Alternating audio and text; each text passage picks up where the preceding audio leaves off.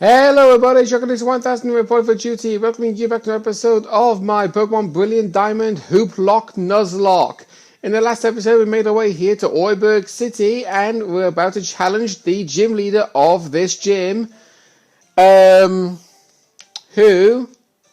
goes by the name of Rock. Call me Rock the Rock. I mean, well, okay, whatever floats your boat. Right. I did a little bit of experience grinding, not too much off camera, and I will definitely say Tigray has leveled up to level 12 and learned Bite. I swapped that for Charge. And Casper also leveled up to level 10 to learn Mean Luck. Can be really helpful. Excuse me. Can be really helpful depending on how well you want to envision that move being.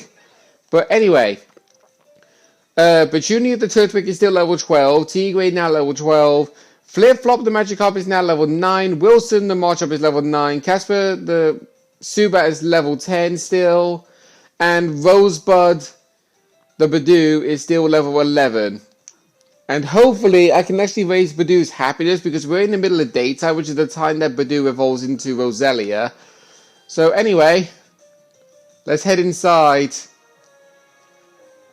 And I will say, doing a gym battle in a Nuzlocke can actually bring a little bit of concern for everybody because of not knowing what to expect. So, two ways into this gym. You can actually go straight up to the gym leader by walking the pathway above these trainers, or you could just decide, you know what, I'm going to battle these trainers, I want the experience, I'm going to train on these guys first before moving on to the gym leader. And there you go, Petunia's now level 13 and wants to learn Razor Leaf.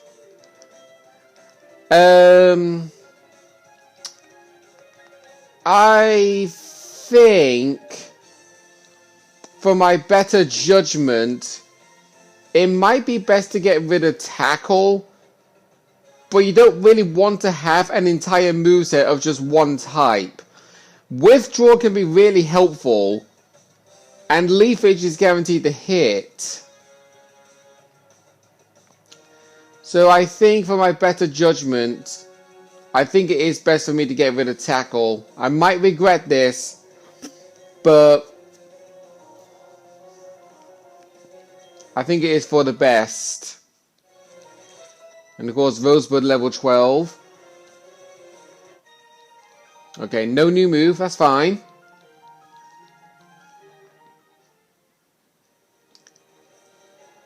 And now we'll train off this person.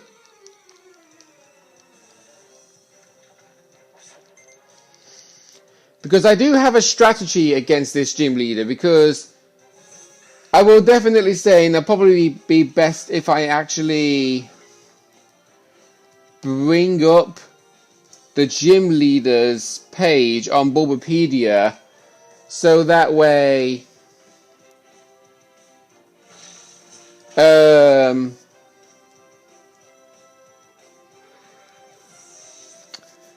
well, that's of course if it actually doesn't take forever to load.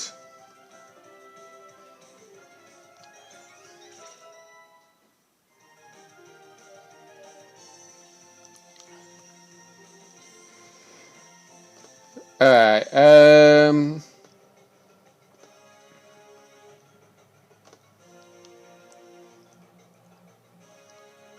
okay. So I will be doing the exact same thing that I do in all of my other Pokemon playthroughs, where I'll be going over the gym leader's Pokemon of what moves they have and what abilities they have.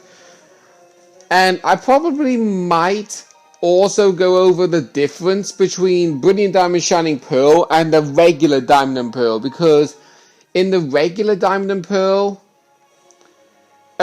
it is hard but this game is actually more harder than the original.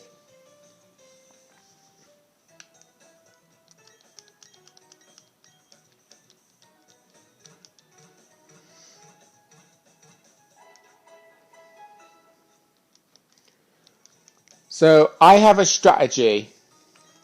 Oh, no, I don't want to, like, I already just healed my Pokemon Nuzlocke. Thank you. Right. So here we go, Rourke. We're coming for you.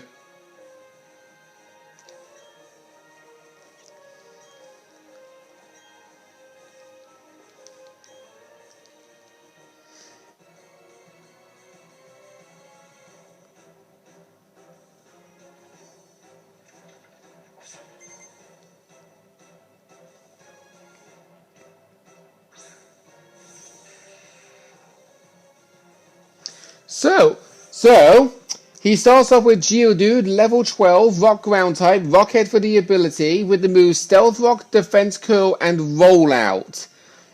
If you were playing in the regular Diamond and Pearl, he would just have Rock Throw and Stealth Rock, not Rollout and Defense Curl.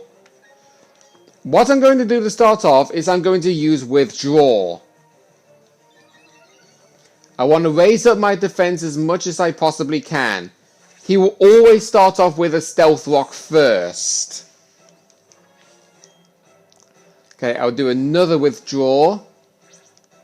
But I'm not going to, like, overly stack it. I'm just going to do 2. Because what he'll do here is, he'll use Defense Curl, and then he'll go into Rollout, because using Defense Curl and then Rollout afterwards will immediately put Rollout on the level 2 stage. Okay, use Defense Curl again.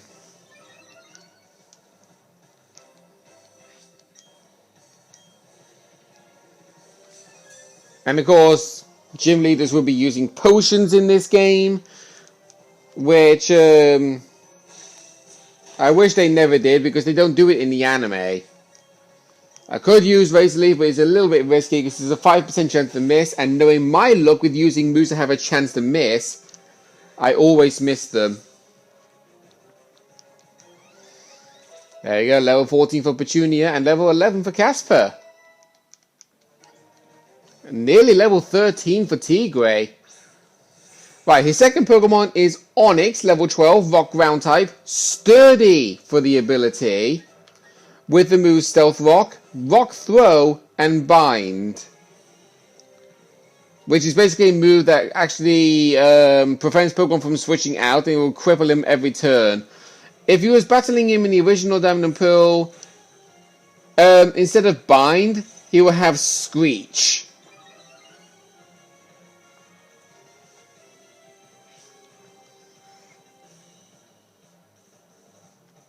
Okay. Right, I'll use one more growth. Yeah, Onix is actually a fast, physically defensive, but not heavy-hitting rock ground type Pokemon. I don't really understand why, but whatever. And obviously Rock Throw is 90% accuracy, and he's actually successfully hitting with it every time. Because knowing AI, when a move is not 100% accurate, they make it 100% accurate. Right, okay. Just keeping an eye on how many healing items I got. Speaking of which, I didn't really want to use a potion just to heal up 10 HP, when potions originally healed 20. I obviously want to play it safe. There you are, Flip-Flop level 10 and Wilson level 11.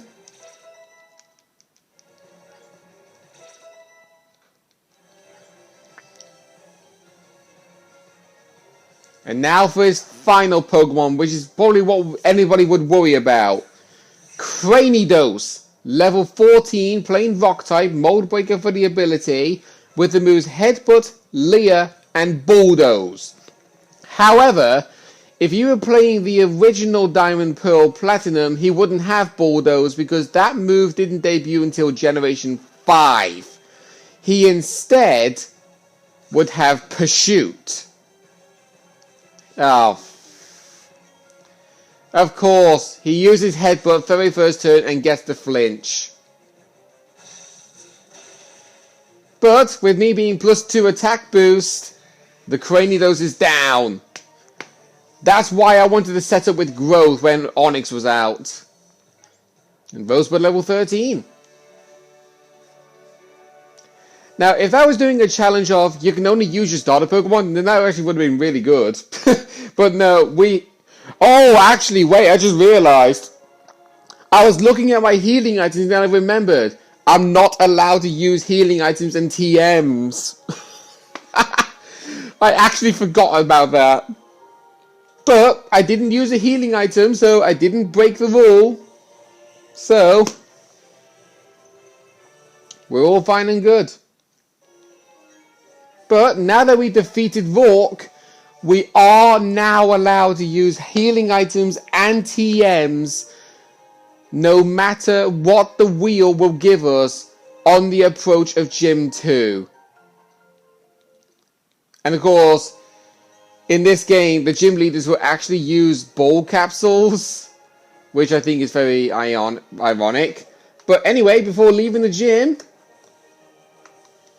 a couple of things actually. I want to heal up my Pokemon, and then we're going to have a spin of the wheel. So I probably shouldn't really be blocking the screen just yet. Sorry about that. I'm kind of jumping the gun here.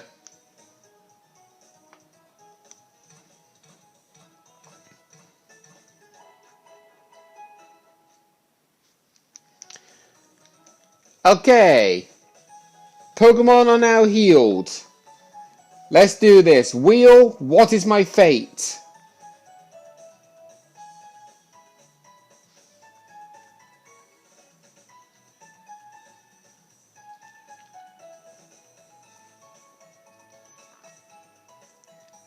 Ooh.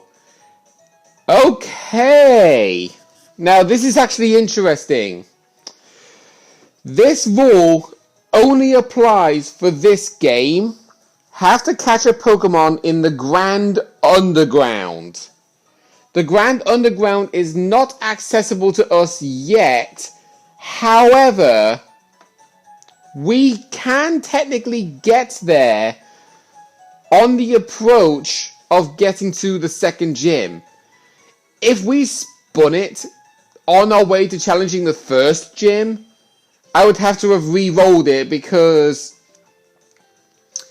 you can't access the Grand Underground until you get to the town where the second gym is.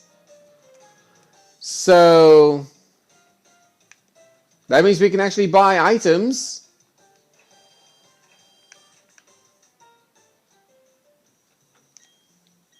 I was obviously a bit worried, thinking, oh wait, we're probably not going to be able to buy any healing items. I want to buy 9 super potions. Heal balls and net balls I could technically buy, but you're not going to be encountering a lot of bug types, honestly. So I probably would be best to just buy 7 regular Pokeballs.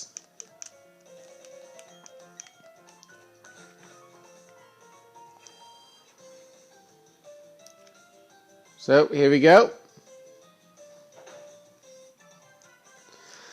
Yeah, you can definitely tell my character was ready for the third before Barry even showed up. Well, sorry, not subbed.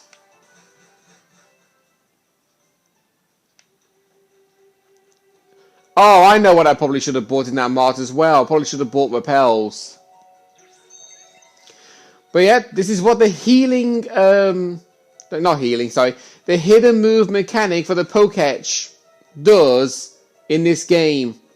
You don't have to actually have a Pokemon with the move in order to use it. You can just walk up to whatever it is the HM is required for, and it will just call a Pokemon like Pokemon Ranger, and immediately be like, oh, I'm going to give you a helping hand. Does actually make me wonder, though, to be honest, if the Pokemon Ranger games originally debuted around Generation 4 or not, because part of me feels like that there was a Pokemon Ranger in the Hoenn anime. If not, then they obviously debuted in Gen 4, because I definitely remember seeing a Ranger in the Sinnoh anime trying to use the device that draws a circle around the Pokemon to befriend a Heatran. Right, I'm moving with the D-pad a little bit because that's actually better moving than trying to use my thumbstick on my Pro controller to try and navigate a 2D space with 3D controls. I wish they actually did it more better than this. Like, I would honestly say, fair enough for actually allowing you to move 3D in a 2D area, but if you're going to do that, then at least make it easy to navigate everywhere and not be like having problems with navigating through something that isn't even in the way. But anyway, actually, yeah, while it's in my mind, I may as well get some repels.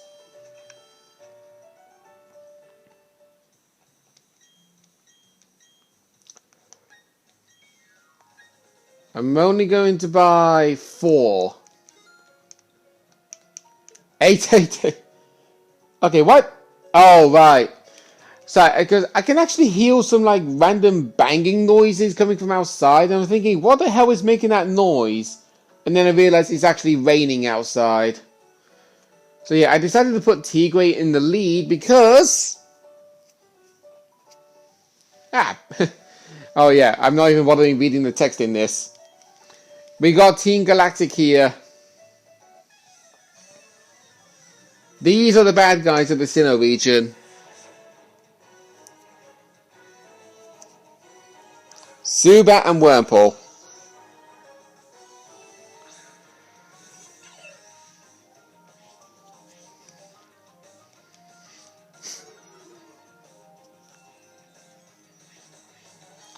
Right, let's use Thunder Shock on Zubat, and I swear to God, Lucas, if you decide to use an attacking move on Zubat...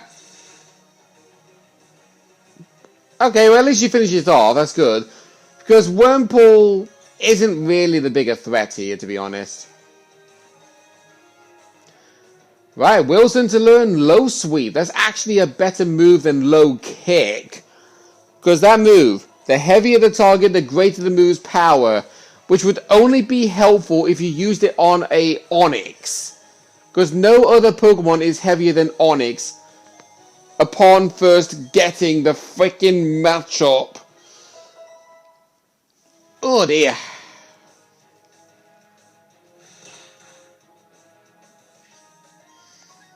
Okay, let's use Tackle. I know I selected an empty space, but it will still target a Pokemon on the opposing side anyway.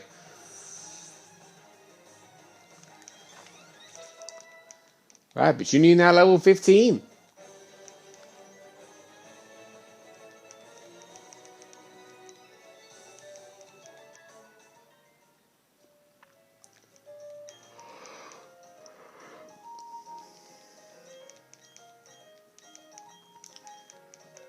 Okay, yep. Alright. Thank you. And more text dialogue.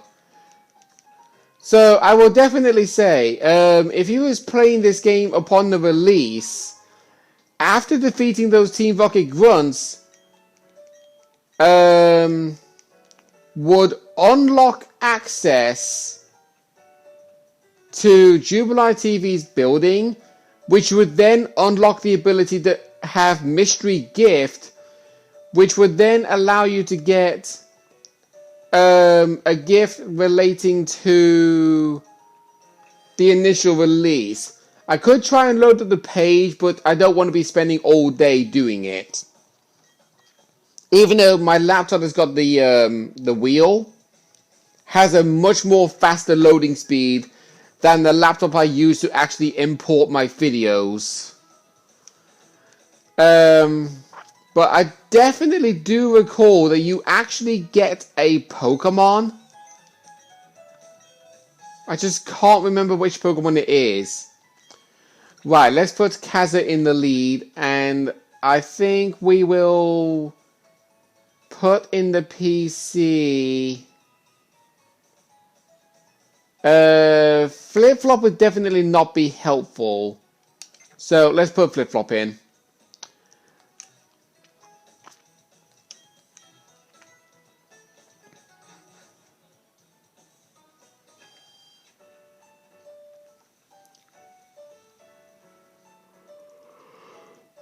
Now, there are some trainers that I haven't yet battled against. On the approach. Let's see. Let's put Casper in the lead. Since Casper is a friendship evolution when it evolves to a Golbat to then become a Crobat.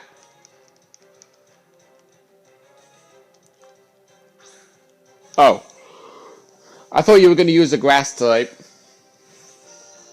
Turned out I was wrong. Right. I'm not even going to bother using Supersonic. A move that's 55% accuracy. We human players always miss when we use that move, but the AI never miss. I don't want to keep going on about that because I think I've mentioned it one too many times, but it is true. It's something that annoys literally everybody who are actual players of the game.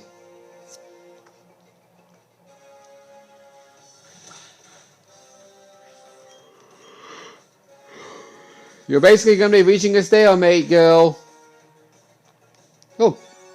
Okay, so that was a critical hit, but it looked like it did the exact same damage it did last turn. I know there's like a high damage roll and a low damage roll for regular attacks, but does it also do that for critical hits as well? Like, you get a critical hit, it will do either a low damage roll critical hit or a high damage roll critical hit. I think it does. Because I remember when I was watching Purple Cliff's video, making a reaction video to Jaden Animation's Nuzlocke of Pokemon Platinum, when she lost her Gastrodon to a Porygon 2,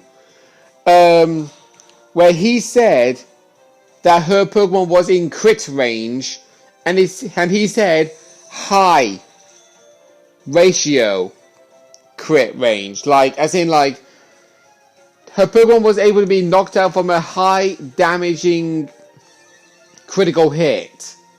So like, if it did a critical hit and it was a low roll, it would have been fine, but it was a high roll critical hit. That's what I mean. So yeah, I think there are low rolls and high roll critical hits.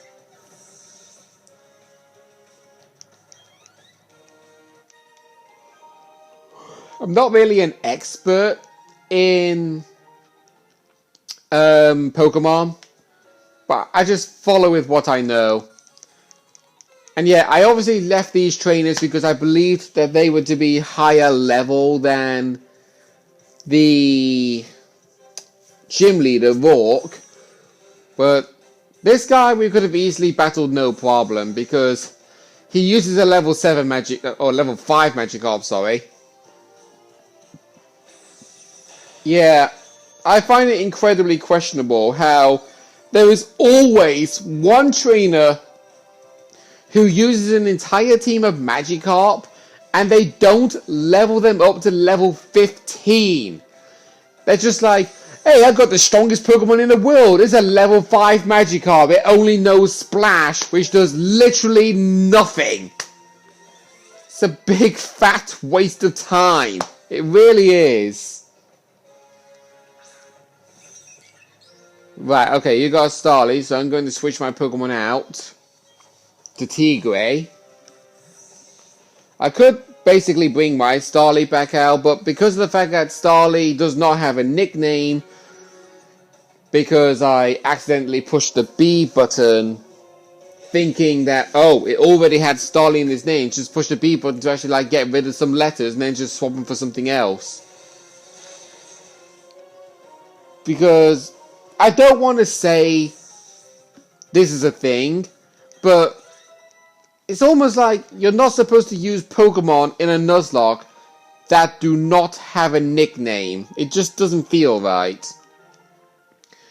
But anyway, with it coming to that, I say I'm going to be ending things off for this episode. So next time on the Hooplocke Nuzlocke of Brilliant Diamond, we'll be making our way north, back into that cave where we originally caught Casper the Zubat, but we needed Rock Smash to actually proceed onwards, and now we have the ability to use Rock Smash outside of battle, so we're going to be making our way further upwards.